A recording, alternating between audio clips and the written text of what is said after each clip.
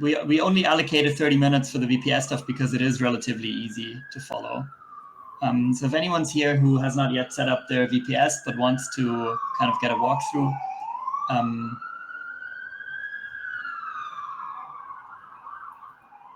nobody? Because in that case, we're just not going to do it. Hey, Leo. Oh, you got one there, MK. Hey, Leo. Did I do that already?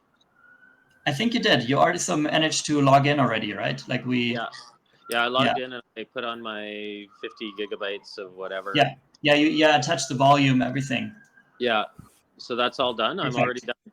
Yeah, look great. Oh, right on. Okay, good. Thank you. Yeah. Yeah, right on. That's good. Awesome. So now that I've done that, where am I going back to here? You're back to the nano step. Yeah, okay. That's what and you should be good then. So do you want Leo, it sounds like there is one person, MK, who's up for it. And I can just like Ethan and I can just like text on Telegram if he needs more help with this. Yeah, sorry if I had a few issues here, guys. No, that's good. You were a good willing participant. Okay, I'm going to be quiet now. Yeah, no, thanks a lot for the help there.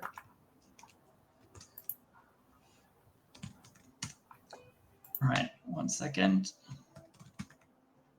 I'm going to try the screen share.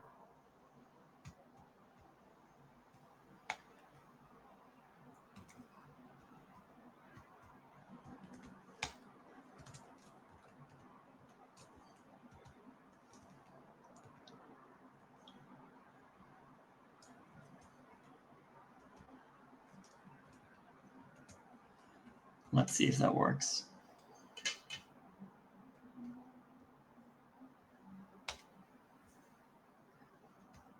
All right, you can see my screen, right?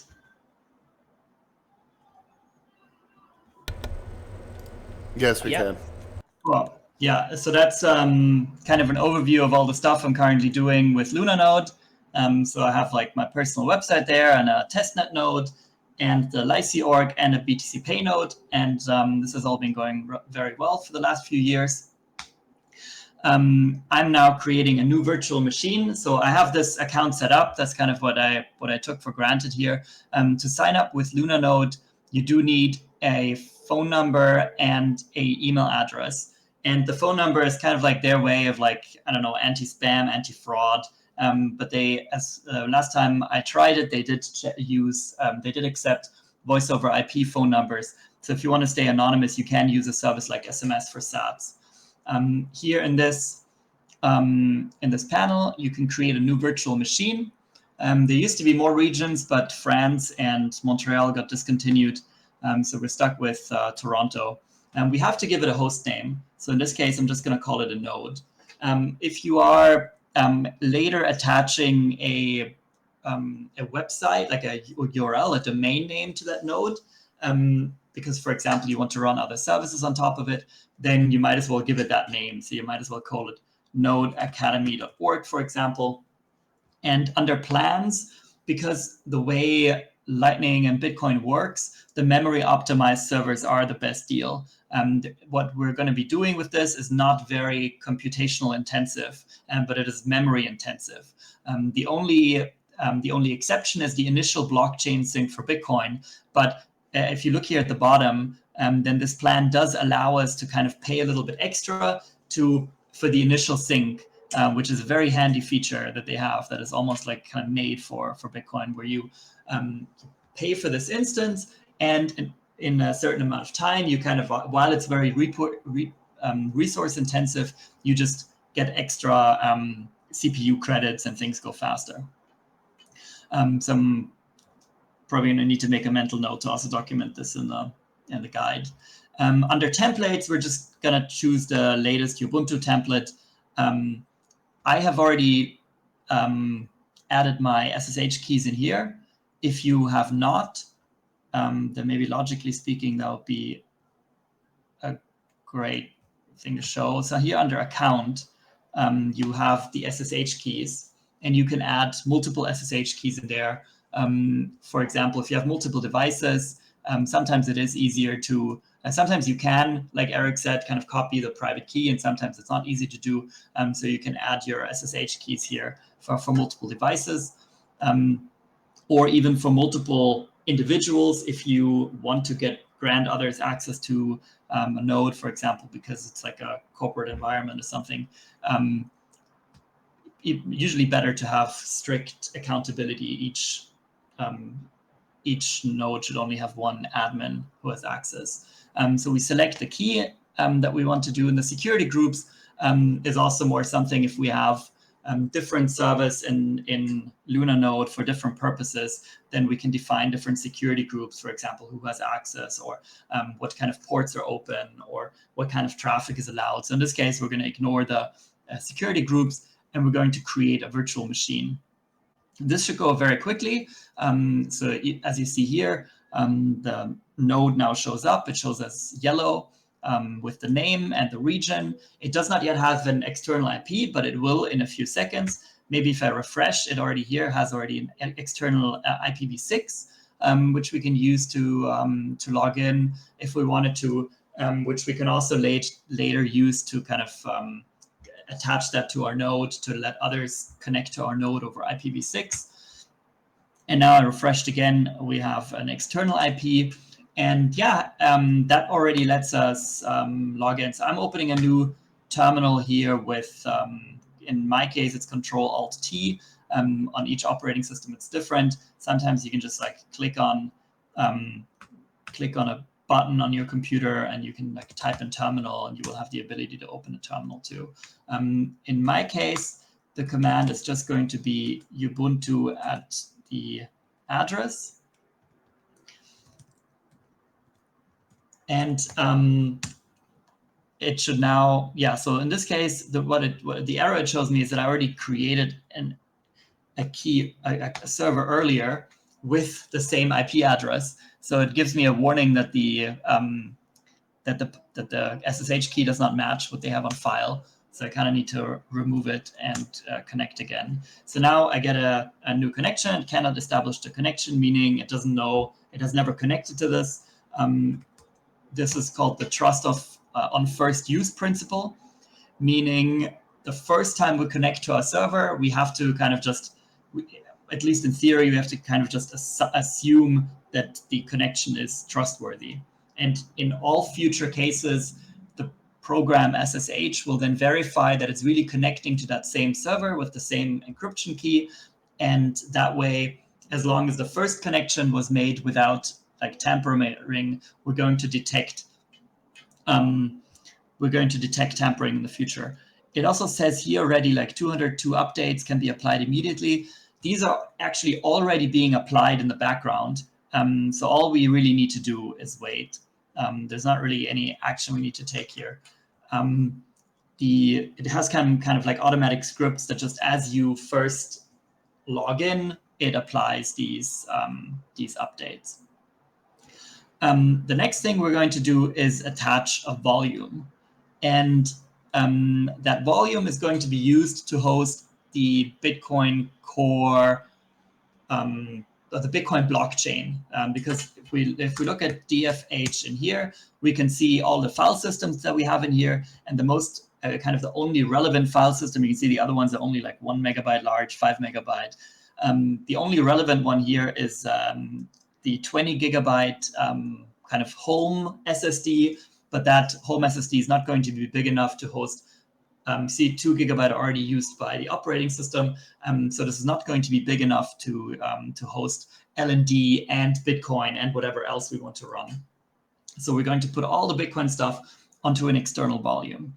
To do that, we need to first go here into volumes in our Lunanode panel. Again, we don't really have like a choice what we want to do with it. We give it a name. So in this case, it's Bitcoin Node Academy. We give it a size. So I suggested 25 gigabyte. If you double that, then you're going to be very happy. Doubling that again is not really going to like benefit you that much in this context. I think if you go beyond 50 gigabyte, then you almost have to, like, if you want additional benefits, you almost have to run like a full Bitcoin archival node, and that's going to cost you like, yeah, probably 800 gigabyte or something. SSD is one of these things that is worth paying for in this case, because it will make all kind of syncs a lot faster. And we choose an empty source. If we wanted to, we could, for example, like put a different operating system onto this new drive, or WordPress is very popular, kind of that you don't start with an empty disk, but have something that you can like immediately use for your, for example, your web page.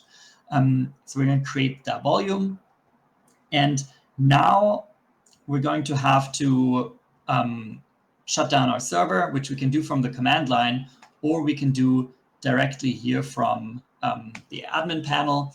There's an option here at the top, shut down. If you have any questions, like we can also stop and quickly explain something as you're following this. So please just jump in. If you are following if you're following me doing all these steps, then you can also pause if you want to catch up with me. Because of course, the more often you do this, the faster you get. So here the virtual machine has now been stopped, is now offline. The volume can now be attached, which is kind of like the equivalent of plugging in.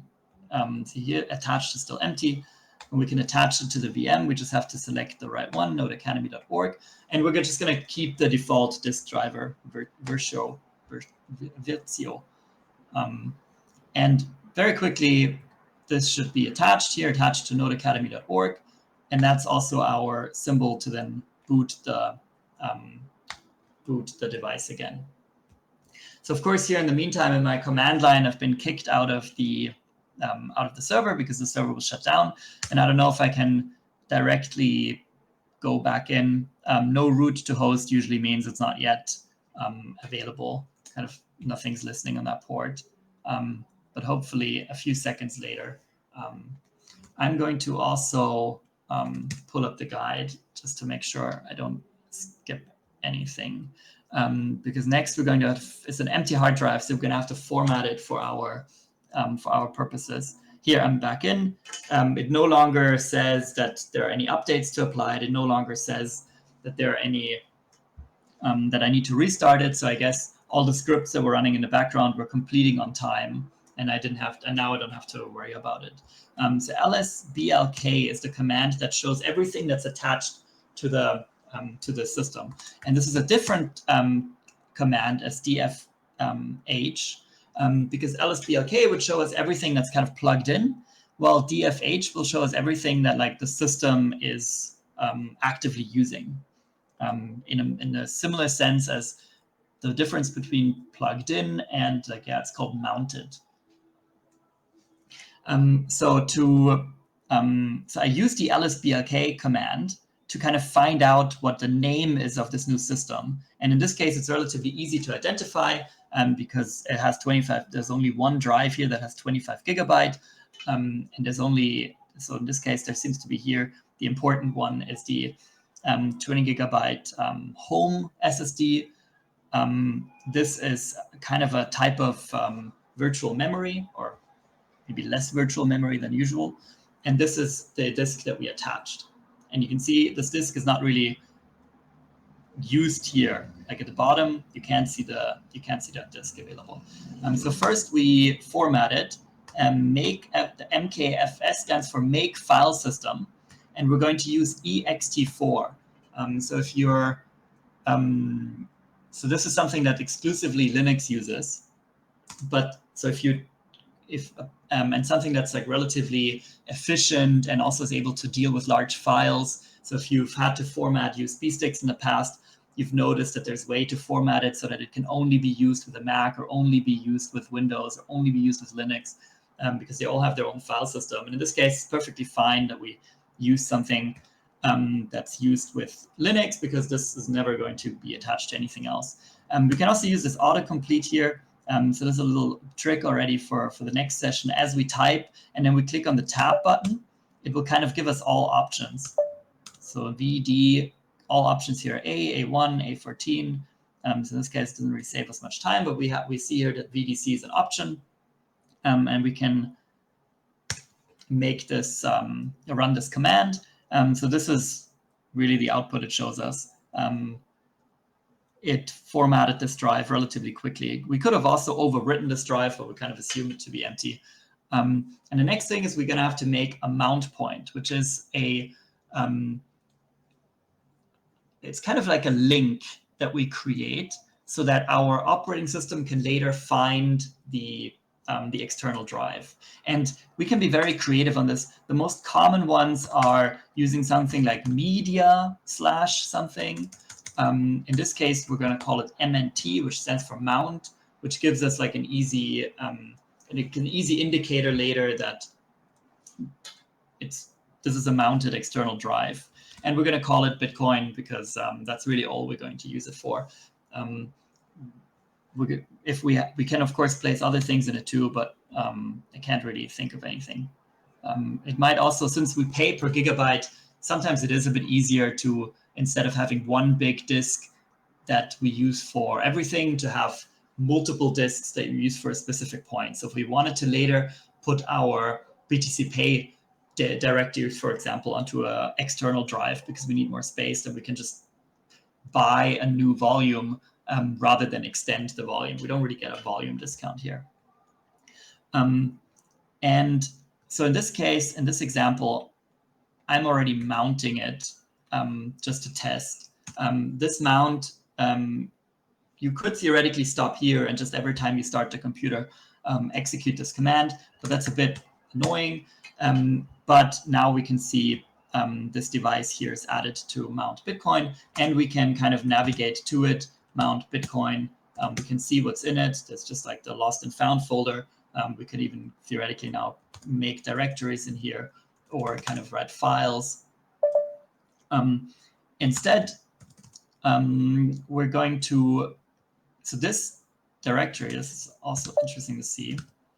If we go, LS stands for list, and LS is how you list everything that's in this folder. Eric has already made use of this in the last session. LSA shows us just everything, including the hidden folders. There are no hidden folders in this case. LSL shows us everything, including the permissions. And in this case, we notice that it stands here. So it says DRWXR, that kind of stands for like the drive, read, and write.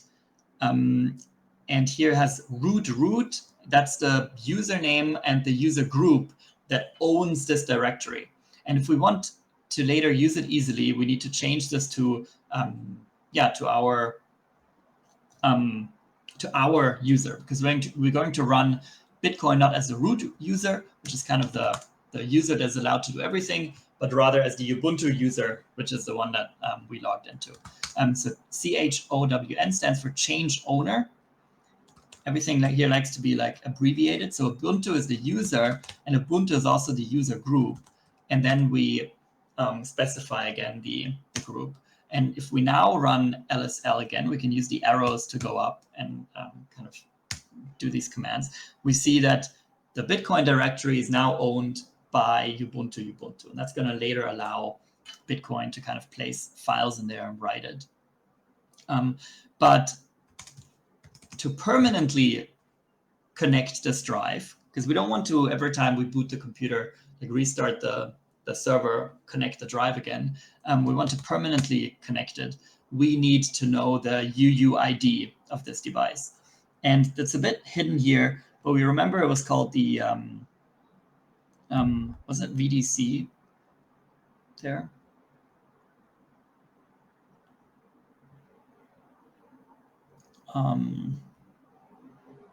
Which one is it here? Is it this one?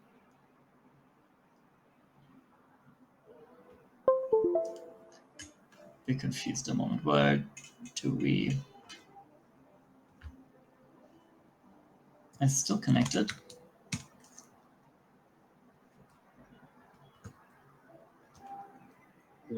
Same thing happened to me when I did it, and I had to I rebooted the thing, and then I had to go through and remount it and do all that. It was really weird.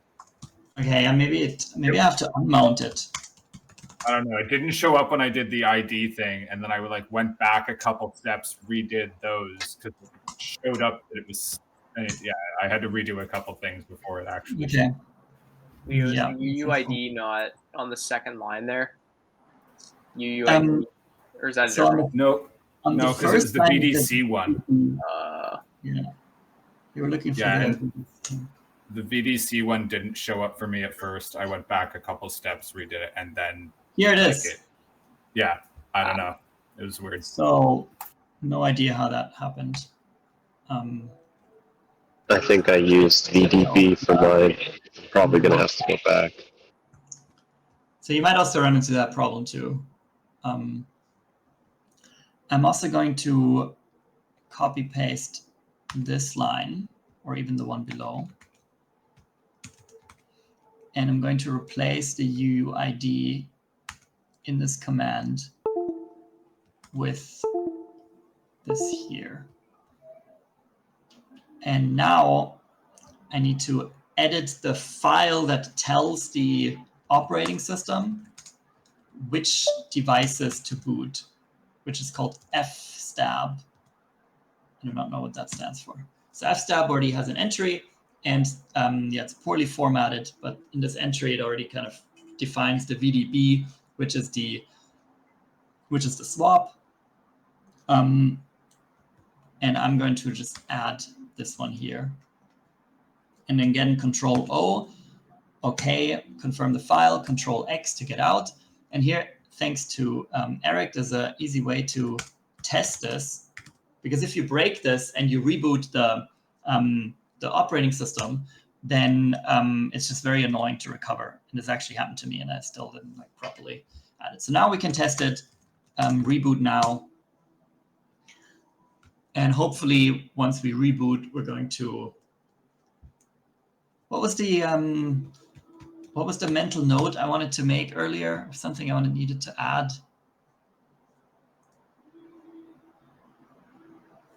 Does anyone remember what I said in the beginning? Something I wanted to. Something I kind of forgot. I'll think of it again. And log back in, and DFH, and VDC is here at Mount Bitcoin. So that's all there. So that seems to have worked.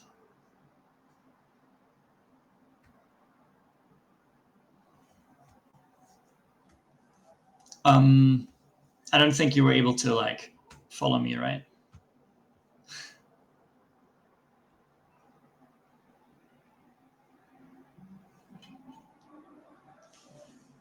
Any questions or are you doing this right now, or are you just making notes and coming back later?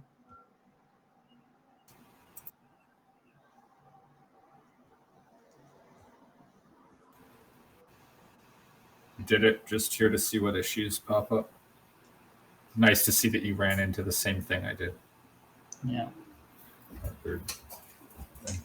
Yeah, I'm just gonna write that down. BLIKID does not show up. Reboot.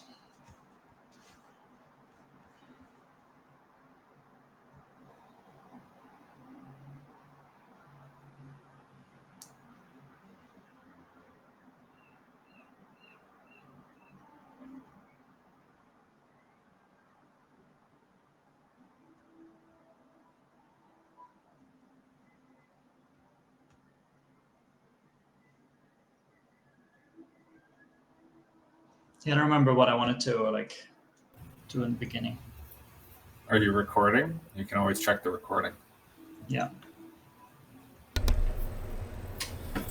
But not while recording. No, after the fact, yes. Yeah. Or else, unless you're in Spaceballs, that's the only place you can do that. No one? All right. So we'll write the next session, which is, I think, going to be the learn the command line. And then we'll update you by email and in the group who will deliver the session when. And in the worst case, I think it's not going to be delivered, and it's just like a practice run for yourself. It is one of these things that's like relatively fun to discuss, and also relatively easily fun to follow along, but as easy to do by yourself at home, because you don't actually have to complete any objectives. You just learn a couple of fun commands similar to the one we already run through. Things like if you type TOP, you get to see all the processes that are running. If you want to kill one of them, you can type sudo kill, and I can then like kill process 1, which would like be a very terrible idea in this case. We might also use software like vnstat. Let's see what feedback we'll get for this. VNs is just software that lets you look at how much bandwidth, for example, you're consuming, which could be interesting. I mean, the most important things are going to be like show all the files in a directory here, or for example, a very fun one is bash rc, and like you can like edit lots of things in there that are super dangerous. We could do little exercises like, you see that little $ on your command line, like why should it be a $? And of course you can replace it with a Bitcoin sign if you want to. These little things. All right, I think we're gonna end the session here unless anybody has like a last minute question. Great work, Leo. Thank you. Thanks for doing this, Leo. I can't wait to see you in Miami, Murph. Yeah. Yeah, super fun. Thank you all for attending. Congrats on all your progress. And don't hesitate to message in the group if you're stuck with something. If you found this inspiring and like now changing your mind about maybe do get a device instead of a VPS, or maybe do get a VPS instead of a laptop, then there's still plenty of time to like play around with these things, get both. You could also set up 2 nodes if you want. You're going to be completely free. Thank you all. Grateful that Jitsi didn't kick us out.